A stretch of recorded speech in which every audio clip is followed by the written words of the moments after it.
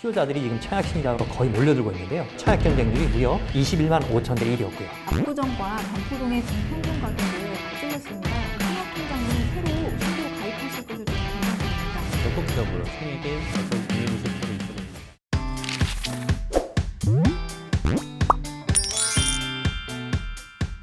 미래스테오 부동산 컨설턴트가 부동산에 대한 알찬 정보를 알려드리는 알부자, 알고 하자 부동산 자산관리에 오신 것을 환영합니다. 안녕하세요. 미래스테오 VIP 컨설팅팀의 김재현 수석 매니저입니다. 안녕하세요. 정숙희 선임 매니저입니다. 안녕하세요. 허혁재 수석 매니저입니다.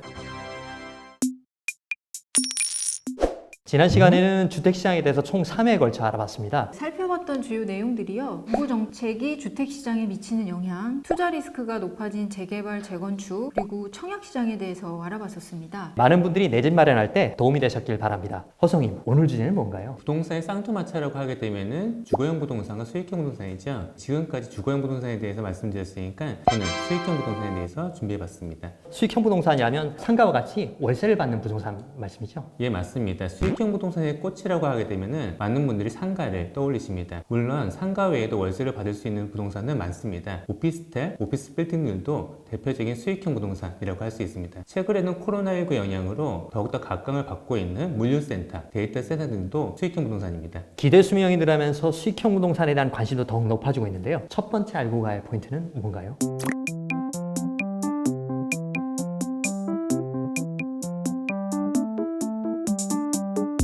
수익형 부동산의 첫 번째 알고 가야 되는 포인트는 수익형 부동산의 가치는 수익과 기대 수익을 결정한다입니다. 제가 질문 하나 할게요. 아파트 501호가 최근에 10억에 거래됐습니다. 그러면 옆집인 502호는 얼마일까요?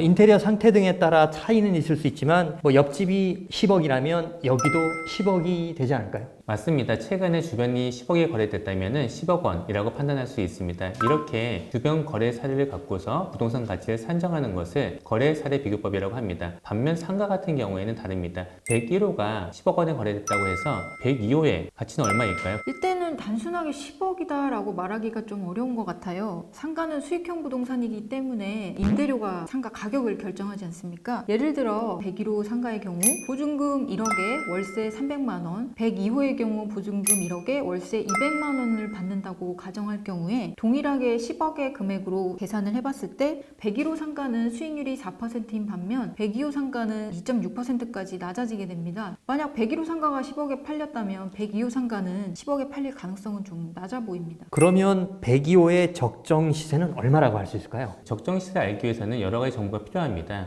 상가 입지도 중요하고요. 임차 내 안정성, 임대료의 인상 가능성도 중요하겠죠. 하지만 주어진 임대료 정보와 기대 수익률만 갖고서 계산을 한다면 상가 102호의 현재 시세는 7억 원이라고 할 수 있습니다. 7억 원에 매입을 해야지 101호와 동일한 수익률 4.0%가 나오기 때문입니다. 기대 수익률이라는 개념이 나왔는데 기대 수익률이 뭐죠? 그리고 수익률 계산은 어떻게 해야 될까요? 기대 수익률은 전문 용어로 자본 환원율, 캡 레이트라고 합니다. 말 그대로 시장에서 기대가 가능한 수익률을 이해하시면 됩니다. 기대 수익률은 다 동일한 건 아니고요. 시기별, 지역별, 물건별, 또 투자 규모별로 매우 다양합니다. 기대 수익률의 계산은 연간 순 임대 소득을 보증금을 제한 순 투자 금액으로 나눠주면 되는데요. 앞서 설명한 그 101호 상가의 경우에 월세가 300만 원이었잖아요. 그럴 경우에 연간 순 임대 소득은 3,600만 원이고요. 이를 매매 금액인 10억 원에서 보증금 1억을 제한 9억 원으로 나눠주게 되면 기대 수익률은 4%가 됩니다. 수익형 부동산의 가치가 월세 수익과 연동돼서 임대료가 올라가면 부동산 가치가 당연히 올라가는데 그렇다면 기대 수익률과의 관계는 어떻나요? 아파트 같은 경우에는 거래 사례 비교법으로 이제 가격을 산정하잖아요. 물론 수익형 부동산도 옆에 얼마가 됐는지 거래 사례를 아는 게 중요합니다. 하지만 수익형 부동산의 경우에는 대부분 수익 환원법으로 같이 산정을 합니다. 수익 환원법에 대한 설명을 좀 부탁드립니다. 수익 환원법이란 부동산에서 나오는 순 운용소득을 기대 수익률로 나눴을 때 나오는 부동산 가치 산정법입니다. 즉, 순 운용소득이 분자가 되고 기대 수익률이 분모가 됩니다. 수익형 부동산의 가치가 올라간다는 것은 분자인 순 운용소득의 가치가 올라가거나 아니면은 분모인 기대 수익률 가치가 떨어져도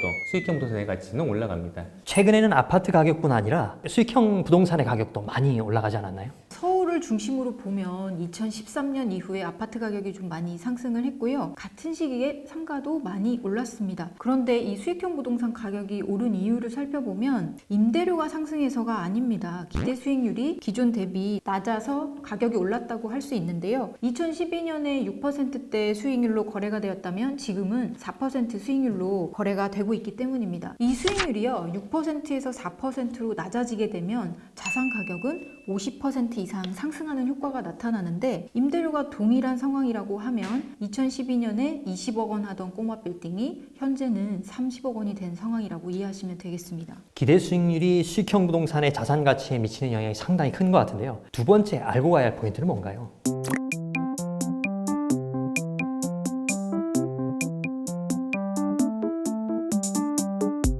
예, 두 번째 알고 가야 되는 포인트는 기준금리 인하는 기대 수익률을 낮춰 부동산의 가치를 높인다입니다. 기대 수익률에 영향을 미치는 요소는 매우 다양합니다. 하지만 가장 결정적인 것은 기준금리라고 할 수 있습니다. 현재 우리나라의 기준금리가 몇 %인지 알고 계신가요? 한국은행이 그 기준금리를 사상 최저 수준인 0.5%까지 낮췄다는 기사를 최근에 본 적이 있습니다. 예, 맞습니다. 기준금리가 2012년 6월 달에는 3.25%였습니다. 무려 2.75%포인트나 금리가 떨어졌습니다.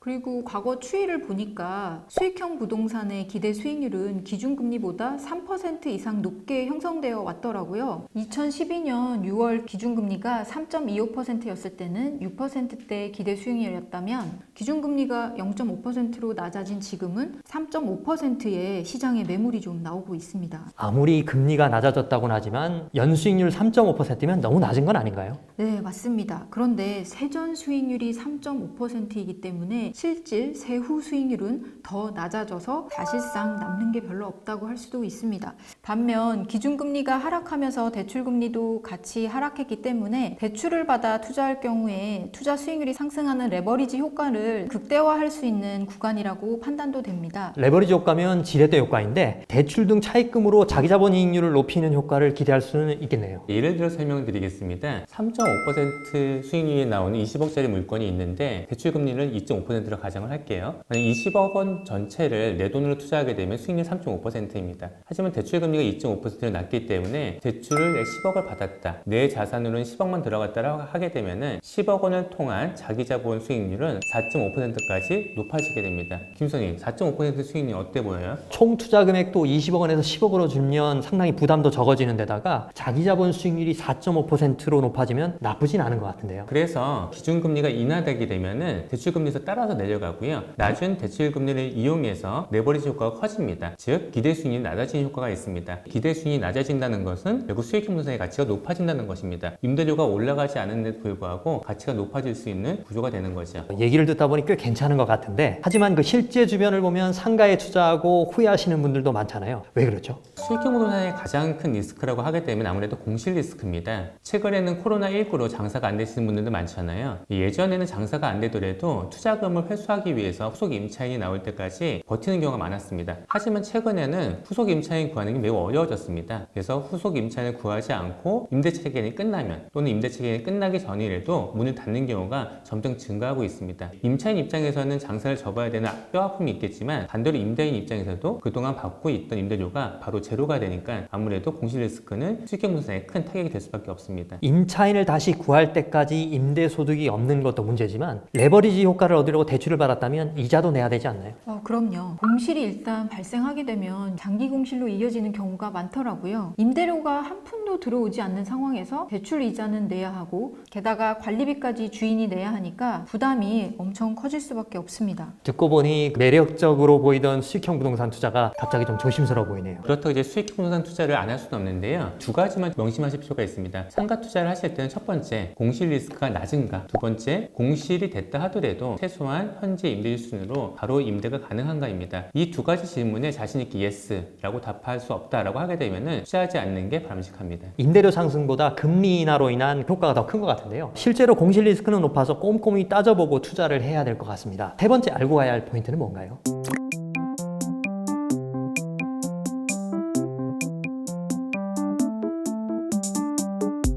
세 번째 알고 가야 될 포인트는 신규 분양상가 투자에는 신중하자입니다. 아파트는 신규 분양 아파트에 청약하면 좋은데 신규 분양 상가는 투자에 신중하자. 왠지 상반된 내용 같은데 왜 신규 분양 상가 투자는 신중해야 하는지 말씀해 주실래요? 예, 우리가 아파트 청약을 받는 이유는 결국 시세 차익이 발생하기 때문입니다. 입주 시점에 프리미엄이 붙는다는 거죠. 그런데 분양상가 같은 경우에는 입주 시점에 프리미엄이 붙는 경우가 거의 없습니다. 물론 상가는 수익형 부동산이기 때문에 시세 차익이 발생하지 않더라도 임대 수익만 안전하게 나오면 좋습니다. 하지만 이게 말처럼 쉽지 않습니다. 주변을 걷다 보면 분양된 상가가 준공된 지 꽤 오랜 시간이 됐는데도 불구하고 플랜카드를 크게 걸어놓은 경우가 있죠. 임대 구함 이런 식으로요. 결국은 임대가 안 되고 있다는 거죠. 분양상가 같은 경우에는 입지가 좋으면은 분양가 비쌉니다. 수익률이 떨어질 수밖에 없고요. 분양가가 낮아서 경쟁력이 있다라고 하는 것들은 입지가 떨어지기 때문에 결국은 장기 공실 리스크로 이어집니다. 그래서 분양상가는 성공 투자로 이어지는 것이 매우 어렵습니다. 하지만 분양 상가에 프리미엄이 붙는 경우도 있던데 어떤 상가에 프리미엄이 붙을까요? 입지나 가격, 상가 공급 물량을 종합적으로 고려해서 살펴봐야 되기 때문에 일반화해서 말씀드리기는 좀 어려운데요. 하지만 대단지 아파트가 입주하는 곳에 주변의 근린 상업지에 가장 먼저 준공되는 상가의 경우에는 분양 가격도 좀 비교적으로 싸고요. 임대도 상대적으로 잘 되는 편입니다.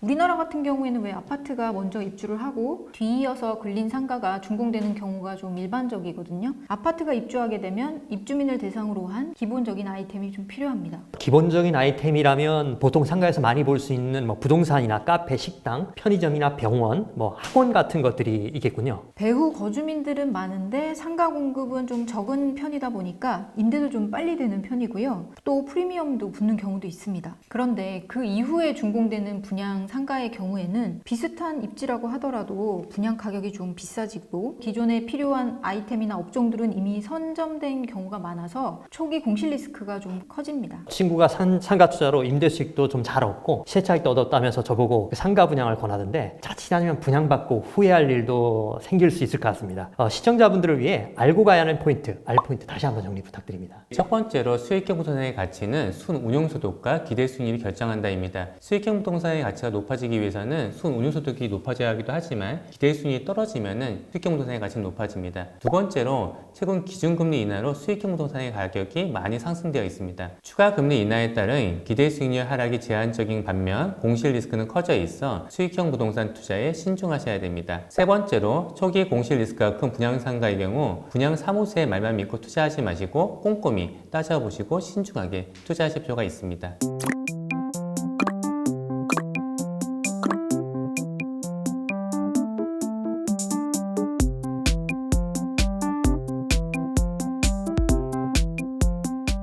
높아져 있는 가격 자체를 낮출 수는 없지만 수익형 부동산에 투자하실 때 공실 리스크가 없는지는 반드시 확인을 해보시고 투자할 거를 권유드립니다. 금리 인하로 인한 가치 상승 효과는 점점 작아지는데 공실 리스크는 점차 커지고 있어서 투자 전에 철저한 물건 분석이 필요할 것 같습니다. 지금까지 수익형 부동산 가치가 어떻게 형성되는지 그리고 경기가 좋지 않은데도 불구하고 수익형 부동산 값이 왜 올라가는지 살펴봤습니다. 그럼 저희는 다음 시간에 찾아뵙겠습니다. 감사합니다.